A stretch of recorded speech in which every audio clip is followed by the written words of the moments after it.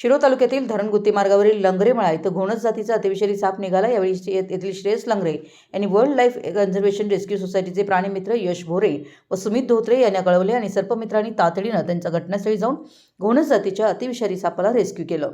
2 महिन्यापासून जिल्ह्यात सर्वत्र घोणस साप आढळत आहेत। प्राणीमित्रांना घोणस पकडण्यासाठी शेकडो कॉल येत आहेत।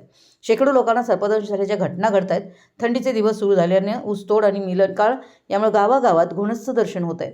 घरात, दारात, शेतात हे साप दिसत आहेत। शिवाय अनेकांना दंश करतायत। घोणस अतिविषारी साप असल्याने भीतीचं वातावरण आहे। मिलन काळामुळे घोणसच्या जोड्या आढळत असून या काळात ते अधिक आक्रमक असतात। घोणसचं शरीर जाड, तपकिरी रंग, डोकं त्रिकोणी असतं। मराठी एस न्यूजसाठी जयसिंगपूरहून संदीप अडसूळ।